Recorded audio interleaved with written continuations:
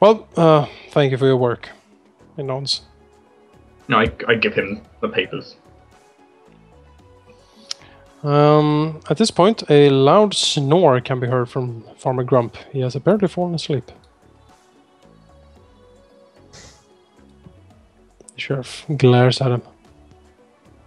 He reevaluates whether he actually wants to leave Sandpoint today.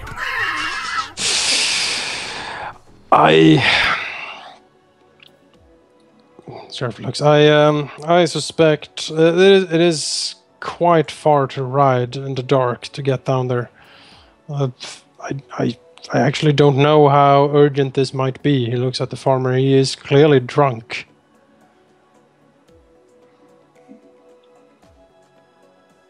Shakes his head. If he can rest so easily and so well. Regardless, yeah, I'm not one to tell you your business, but considering the fact that he's covered in blood, he might have done something he's decided to try and repress through his scarecrow fantasy. The sheriff nods. That I guess that could be possible. We best keep him locked up here in the garrison until tomorrow at least. He looks around at the Vanguard. Would it be possible for the Vanguard to investigate his claims tomorrow? Yes, of course. He nods. Very well, thank you. Erevan. Erevan just looks at Arenoss immediately, speaking up. I think he's drunk. He is, actually. Well, Arenoss was waiting for Erevan to say something, but like for a second, and then just yes. Erevan looks at the sheriff. We shall investigate. Nods.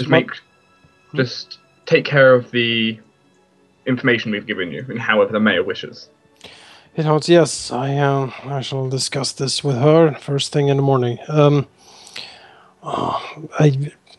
How urgent is the situation up at the sanatorium? Well, the patients have enough food for them to eat. Possibly maybe a day, tops. These are not people that ration things. The sheriff nods. I suppose not. Very well. We shall do what we can. Thank you again. And yes, you have once again done much for the city. And once again, thank you. And he moves over to the good farmer, hoists him up, and basically carts him off down the corridor to one of the sleeping cells for the drunks in town. Saloro leaves, the disc trailing behind him. You may have noticed Erevan was like before he was taken out of his seat. Erevan kind of like eyed the water, eyed the farmer. Was like tempted. So then, return. Very well. Onto my horse. Saloro's going to look at Erevan and say, before Erevan can even escape, Saloro's going to say, you have been making clear to these people that we as a mercenary band of adventurers can't feed ourselves on helping everyone, right? I know we had planned to go to Magnamar, but you have been making clear that we do need to cover our expenses, and... Right, Erevan? Yes. Do not worry about that. Alright. I just want to make... I don't have a problem with helping others, I just don't want them to become so reliant because everything we do for them is free, that they cannot defend themselves once we're gone. We should not be staying for much longer. Saloro snorts.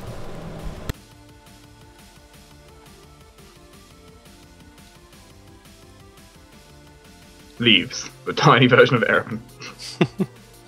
Hey, where's my horse? There he is. In the meantime, Alvyn has been enjoying quite a healthy dinner at the Rusted Dragon. Has Alvyn been doing anything special? Not really. He was just slowly getting concerned that he was just left the party and started eating. But he was really hungry for some reason, and back at the asylum, he didn't want to touch any of the food gloop. He was secretly flirting with Amigo, but he doesn't want to admit that. Yeah, that's very unlucky. When Arenoss enters, Amiko is just giggling to some fantastically funny joke Alvyn apparently has just told her.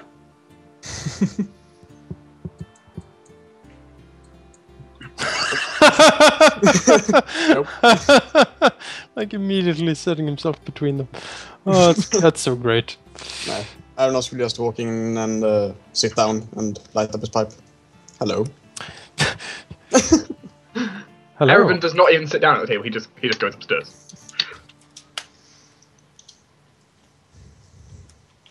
All right. So there are still food in the kitchen if you are hungry. Amiko says, looking around. oh yes, that would be wonderful. Excellent. It is smoked salmon and some potatoes and a fantastic tomato salad Bethany actually whipped up quite recently. I shall fetch it immediately. Amiko walks into the kitchen. In the meantime, Roldar finds his seat and brings it over to sit on. Why do they keep moving this over to the other side of the room? I don't get it. A short while later, Amiko returns with the food and puts it down on the table. She looks over at Alvyn. And for you, Master Alvyn, anything else? Do you want more? She indicates the food. No, thanks. She nods. Very well then. Enjoy. Thank you, Amiko. And Arenoss will eat. All right. So some interesting things happened, Alvyn, while you were gone. Oh? Yes. Apparently, there's been walking scarecrows by the farm side. Okay. Yes, we heard it from quite a drunk farmer that ran about frantically. And, yeah.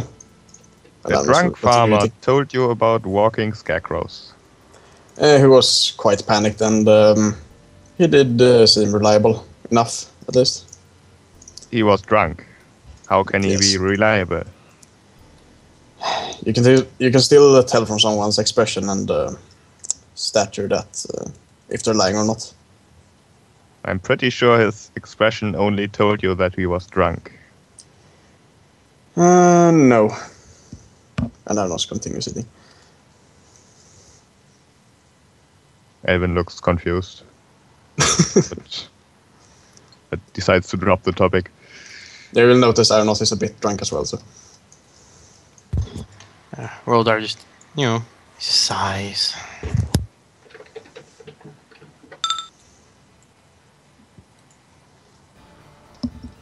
And assuming that it's quite late at night now, Alvyn will also head to bed. Or at least head to his room.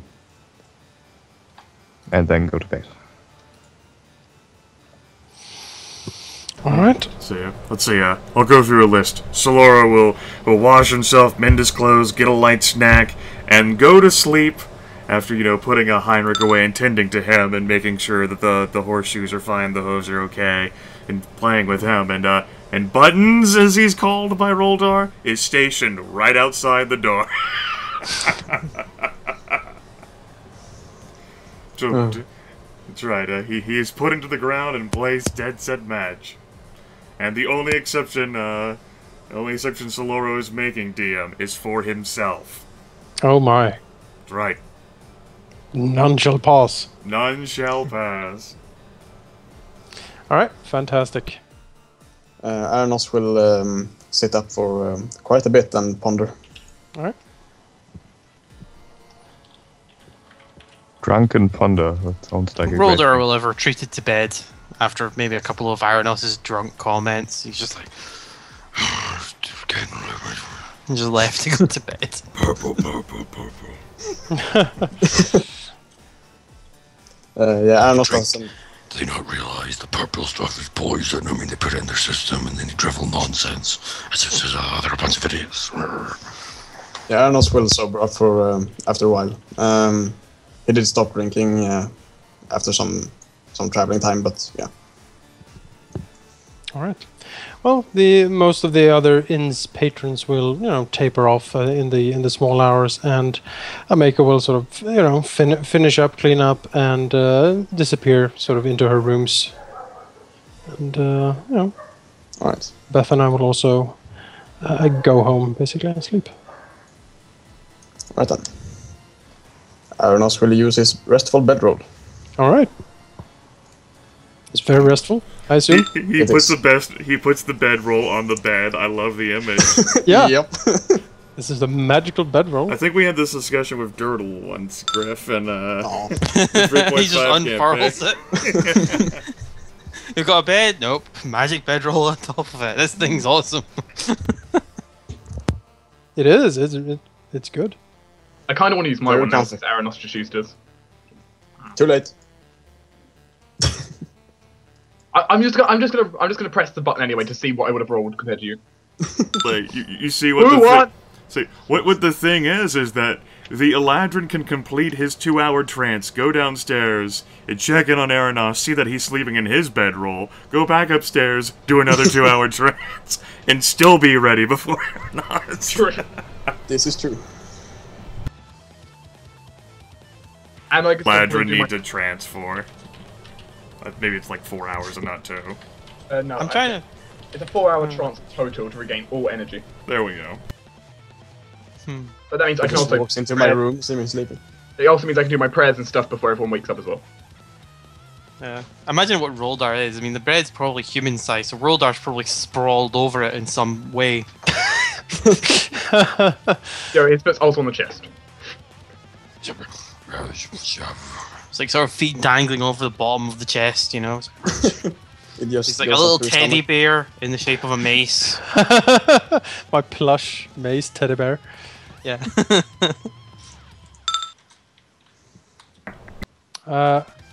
Erevan, please don't move. Okay. Well, we're still gonna unequip the Extended weapon. rest, goddammit.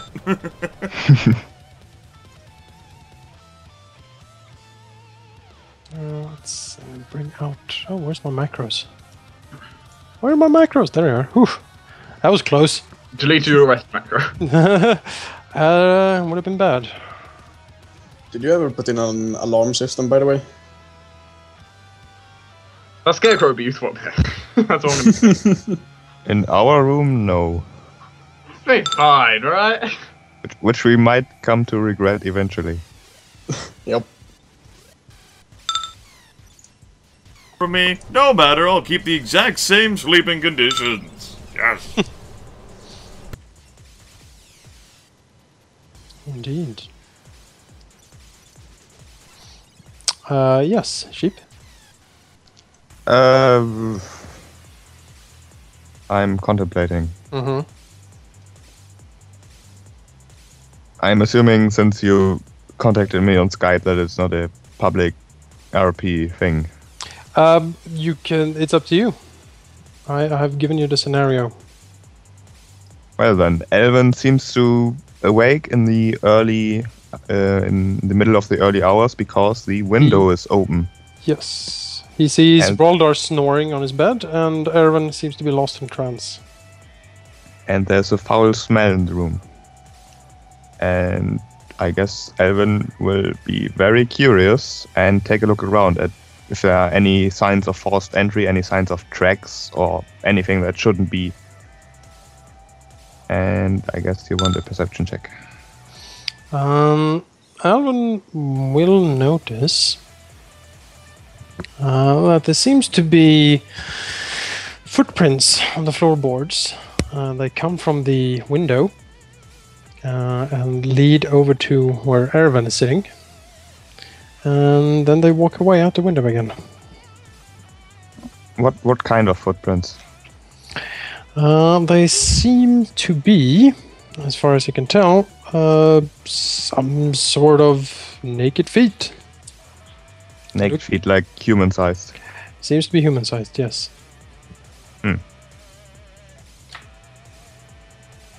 Alvyn will walk to the window, and can I see any tracks outside?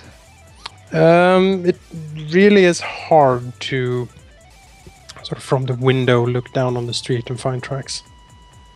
And besides that, the street is well traveled. It's bound to be a lot of tracks down there. Alvyn frowns. He doesn't know if he would be successful tracking whoever decided to enter their room in a very peculiar way. So instead, he will try to wake Erevan somehow. Probably poke him. Not very difficult. All right, Erevan, you notice that someone pokes you. It's not that too hard since I can still see my surroundings. All he has to do is make a visible thing or audible thing. I'll probably notice. Yeah, you're aware of your surroundings as per your passive perception, basically. Well, I'll poke you anyways. But without a stealthy Alvyn, he might actually need to try wake me up. Yeah, just like my head just turns towards you. The glaze over my eyes disappears. Alvyn silently points at the tracks that lead to Erevan and out the open window. Erevan sighs. Alvyn seems to expect something more than a sigh. There's a bishop, I smash the goblin. Did you see who it was? No.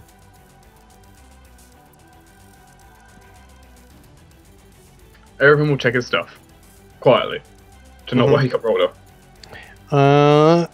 He can make an intelligence check.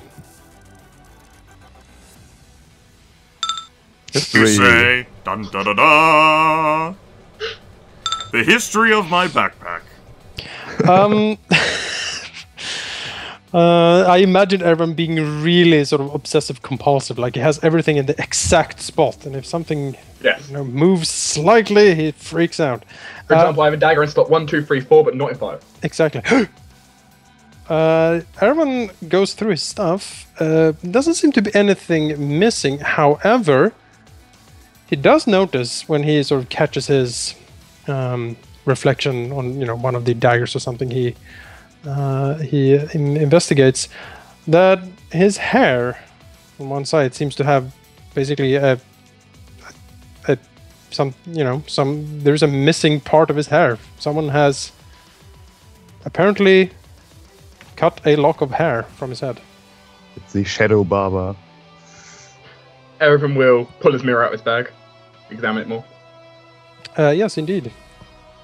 That seems to be the case. A decent but a decent lock of hair has been cut from Erevan's head. It seems to have been quite the... It's not a really skilled cut, let's say. As if whoever did it wasn't really concerned of, the aesthetics. Still impressive you can get someone a haircut while they're still aware of the surroundings. Yeah. I mean, I know my perception isn't that good, but someone cutting my hair, I think I would notice, but oh well. This person's stealthy, like Alvyn. It's a stealthy barber. It's a rogue and it's a barber. Multiclass. It's overpowered, they nerfed it. And You've never even seen the rogue, barber, multi-class feats located in the Dragon magazines. You don't even know. there's a whole campaign in there, actually. The Curse of the Shadow Barber. Alvyn will kind of point out the bit of his hair that's missing and stuff. You're still trying to be quiet not to wake up Roldar. Alvyn frowns even more and quietly says, maybe we should invest in some security. It definitely looks like it might be needed. But it looks like I need more than protecting my backpack now.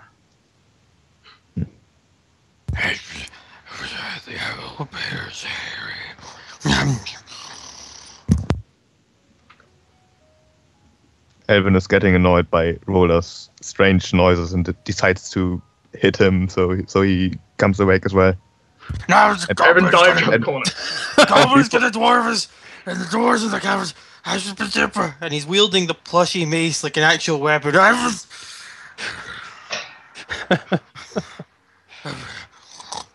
Alvyn jumps away before he can come awake, which he doesn't, apparently. Erevan just kind of makes hand gestures like, "What are you doing? Don't wake him up." Well, he should maybe know about this as well. And if we are up, he might as well stand up as well. What time is it, Jonas? Looking out, it seems to be almost at dawn. That really early morning? Interesting that Erevan wasn't already awake. Well, you did go to sleep around, let's see here, a bit after midnight, so 2 hours would make it 4 o'clock, thereabouts. Okay. Which means I'll be done with my rest. Yes. I forget, up there in northern European land, dawn comes really early. In summer, yes. I'm like, I don't even fucking see the sun until like 7 a.m. Like, what the fuck is wrong with you people? It's well, and on the flip side, in winter, it's dark pretty much all the time. Yeah, like 4 or 5 p.m. it gets dark. Yeah, it gets dark. Obviously, Varese is located within, further up north. Clearly, yes. Yeah.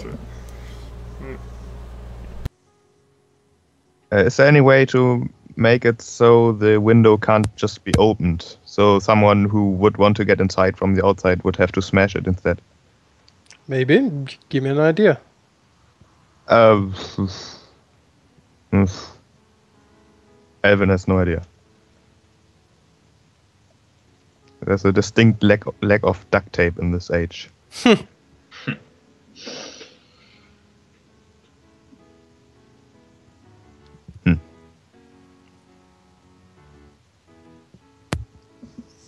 You could just put like a string to the window and connect it to your foot or something. Yeah. Yep. I actually had a similar idea, which was get an empty bottle, have it like perfectly balanced, so if the window is opened, it would fall off. Yeah. And we'd probably hear it smash. So. Yeah, Alvyn doesn't think of that. Well, Erevan does while he's in the bathroom. Okay. Alvyn will just keep staring at the window, contemplating. So Erevan comes out, sees the tired gnome.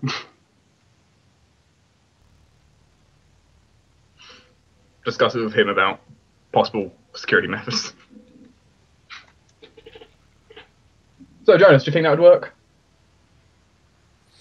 A perfectly balanced bottle. Get a perfectly balanced bowl, tie it with some rope so it's connected to the window, so if the window is opened, it would fall down and smash. You could certainly arrange for such a thing. I mean, getting an empty bottle, that's not too hard of Arenoss around. Ouch. Rope wise, I got some of that. I don't drink that much, goddammit. Just opens his door, he has bottles everywhere. I'll just borrow one of these.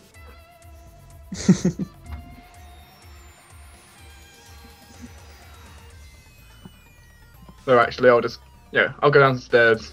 Is anyone down here? It seems like Ameko is actually up, and there is some movement in the kitchen.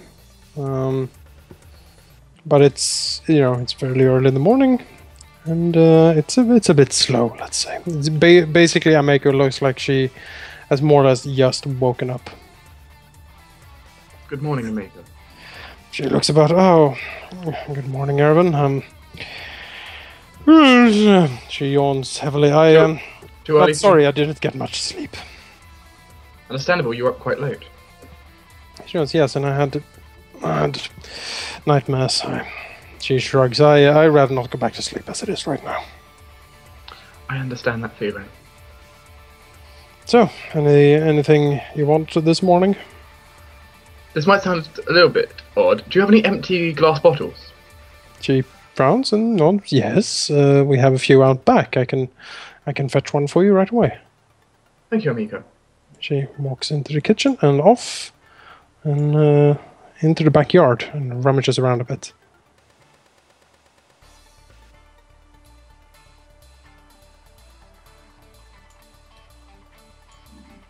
A few minutes later, she's back and hands over an empty wine bottle to Erevan. Here you go. Why do you need an empty bottle? It's to help us test something. And she quirks her eyebrows. Oh, interesting. Kinky. Well, Thank you, amigo. good luck. He sort of frowns and goes back to polishing the bar. Everyone comes in. They're holding holding an empty wine bowl. And Alvyn will help everyone in whatever way he needs All right. to assemble his trap. All right. I think a thievery skill could be an interesting way of setting up a trap. Okay, Alvyn, you do the main thing, and I'll try and assist. All right. Yeah. It's. Well, streetwise. Oops, I clicked the wrong one. You know how to how to okay, do it on the streets. That is not an aid another properly, DDS, No, unfortunately. I was not successful with my aid another. It's like, I know how to set up traps, and, fucking Alvyn just looks up at him like, really? Really? Unfortunately, my fingers slipped. But I've lived for over 200 years, I've totally seen plenty of traps on my... I was like, shh, don't talk. Working. Genius at work. Yes, Alvyn sets up a very and perfectly balanced bottle and a string attached to the window. It looks very subtle and very sneaky. Alvyn is not sure what to think about this trap. You got a better idea? Well, no, but... And he looks at the trap. I guess it will do. Hopefully.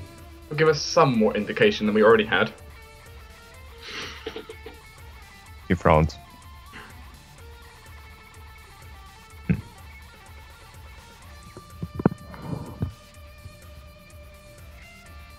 And with that, Erevan will, grab his stuff, go downstairs. Okay. So I finished my rest. You guys are still supposed to be asleep, so. Alvyn will keep staring at the trap, trying to think of something better because this is way too primitive for him. Eventually, he'll realize that he has no idea what would be better.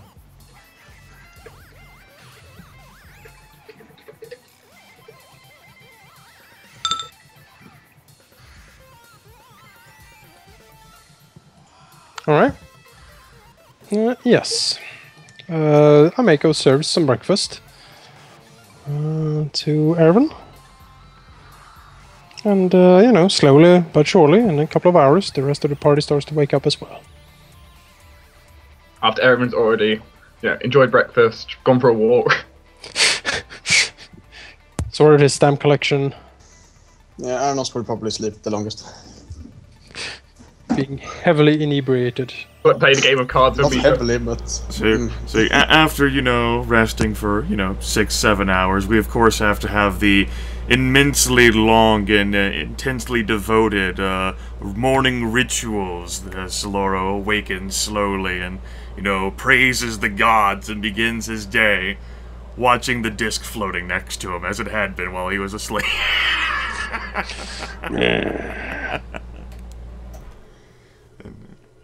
And then afterwards, he'll, without preamble, pick up buttons. I think I'll stick with the name Griff. I think we'll just stick with buttons. Hey! We'll keep him. We'll put him on the horse because Saloro will take the horse. He'll take Jafar. And he'll take buttons, and he's gonna go visit Sage Brodar Quake.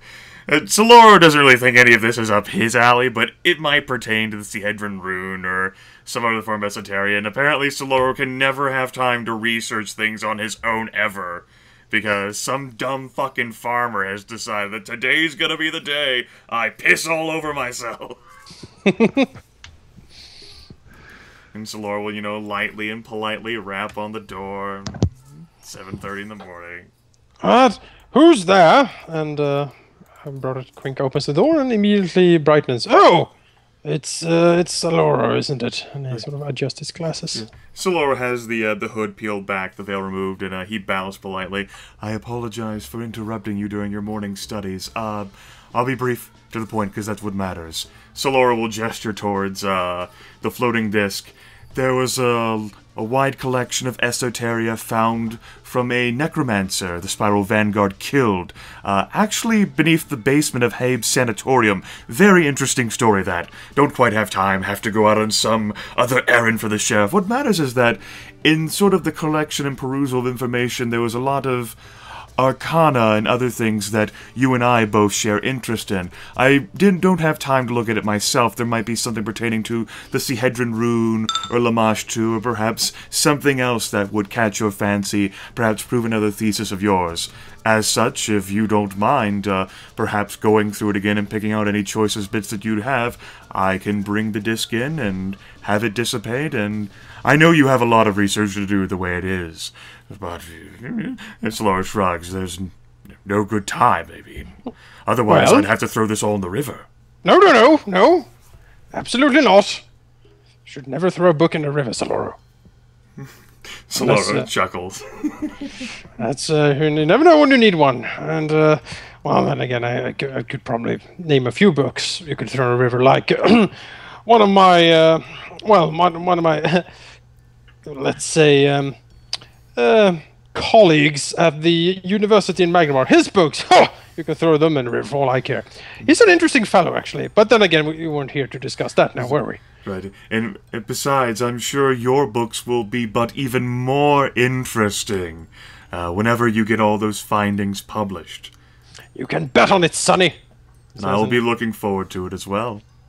Well, then please bring your magnificent treasure trove of a disc inside, and let's put it over there. And he sort of indicates a corner not quite so stacked with books and papers. Saloro will have the disc hover in, and he'll set it down as gently as he can, and then he'll dispel the disc so that the sage can have new piles of fun. A necromancer, you said?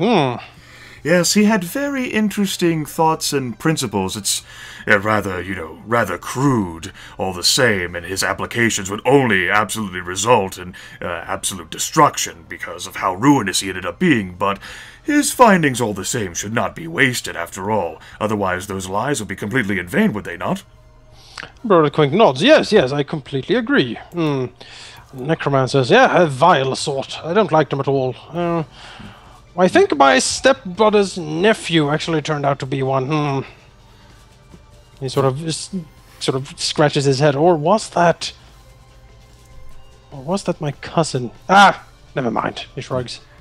But perhaps these findings, combined with others you made in your past, could have you provide a definitive book not for encouraging necromancers, but for helping others deal with them, should the problem arise again in the hinterlands. He nods. Yes. That would be quite interesting to write. Actually, he already is taking copious notes. After all, not everyone is capable of summoning the radiance of the astral sea, as you very well know. Oh no, quite. I must say, you and your friends really do seem to get around. Demons, necromancers. Oh my. Lamash too. Saloro shakes his head. I had no idea so many interesting things were just beneath the surface, and to think that the only interesting artifact appeared to be the old light. Now there's so much more to behold. Bird Quink nods. Yes, it's quite exciting, actually. It's well done, my boy, well done. Saloro smiles and he says, well, I will leave you to your very precious and specific work. You have a far keener eye than I have honed in after decades of careful and studious research. If you ever do find anything interesting about anything, please, by all means, feel free to take it from the pile. We can have a discussion about it, obviously. It's not easy to go kill necromancers and banish demons in exchange for this. Saloro chuckles. Quink nods. Yes. I would love to have a longer chat with you of several different topics. I think we have much in common, and I guess we could invite that old geezer down at the academy as well. Saloro chuckles. Perhaps whenever the sheriff stops beckoning things over, oh, we need to investigate this and need to investigate that, maybe you and I can finally have that long sit-down we deserve. He nods. Yes, the sheriff. He needs to learn some manners. I've told him that for years. Does he listen? No. It's... Some people, they're just so thick-headed. They can't quite fathom it. They're just so mundane, whereas you and I, we're awakened. Not yes, our eyes are opened to the enlightenment of this era, and we realize the importance of study and scholarly work. These other people, and he sort of uses a gesture that basically takes in everything except Saloro and himself. He just snorts. Bah! They couldn't tell a sagely book from a 2-shilling novella if it was served to them on a silver platter. And that is why it is my greatest pleasure to have found you here in this beacon of uneducated slop, Brodar, to know that you, more than anyone else, can appreciate what it is that we, the Spiral Vanguard, are able to find just beneath the surface of it all. He nods. Yes, I must say again thank you, because your findings have really pushed my research forward. I think I learn more of the ancient Thessalonian Empire with every passing day. It's quite interesting. Saloro will give another polite smile and bow like, well, I'll be off to tend to the sheriff's errands. Have a pleasant day. Bah! It's a waste of talent, you hear? You should be studying, not running around like some... And you don't really hear because, you know, he's closing the door and mumbling to himself. Saloro chuckles and shakes his head and goes back to the damn tavern. Oh, goodness. If only the old man realized just how many hours Saloro had spent in studying in his thousands of lifetimes. He doesn't get to carry that knowledge with him, you know. It just goes poof. Yes, the sadness of death and reincarnation in perpetuity, I guess. I will be able to keep all of his knowledge when he dies, because his soul won't be thrust into a new adult body. Fucking Roldar, fucking old people entitled to everything. Saloro's gonna go back to his room and sulk. Alright. The rest of the Vanguard also wakes up come morning. Alvyn actually has gotten an idea. He happens to have a spare hand crossbow.